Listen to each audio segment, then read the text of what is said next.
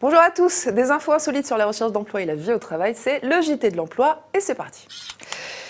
Déconnexion obligatoire, ça se passe chez Réunica, un groupe de protection sociale. Il n'est désormais plus possible d'envoyer des mails après 20h et avant 7h du matin et plus du tout le week-end.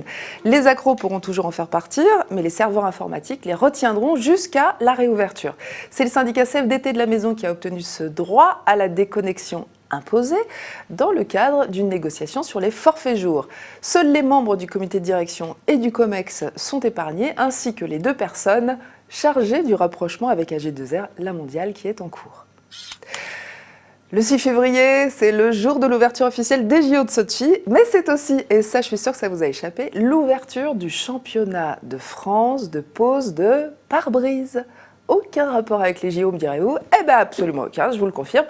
Si ce n'est l'esprit de compétition. Toute la journée, les 10 meilleurs techniciens vitrage de l'entreprise Carglass vont s'affronter et seront jugés sur plus de 120 critères. Vous voyez des images de l'épreuve d'il y a 2 ans, ça rigole pas comme vous le voyez.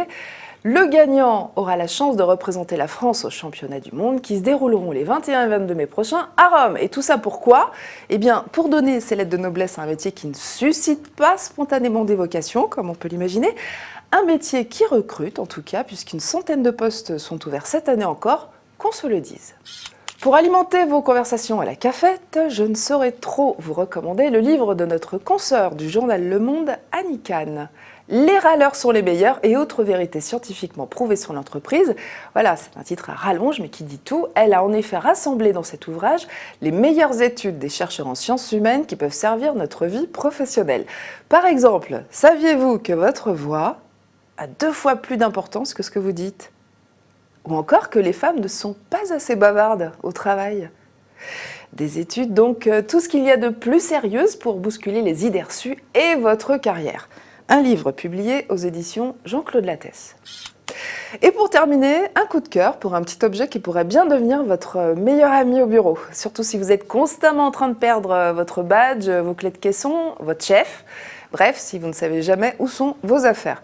Votre sauveur s'appelle un Whist, c'est un petit objet connecté qui a la taille d'une pièce de 2 €.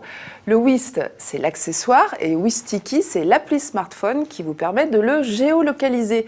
Vous perdez vos clés, hop, vous le faites sonner et vous les retrouvez. L'appli est gratuite, mais le Whist coûte un minimum de 15 € en prévente selon le principe du financement participatif cher à My Major Company.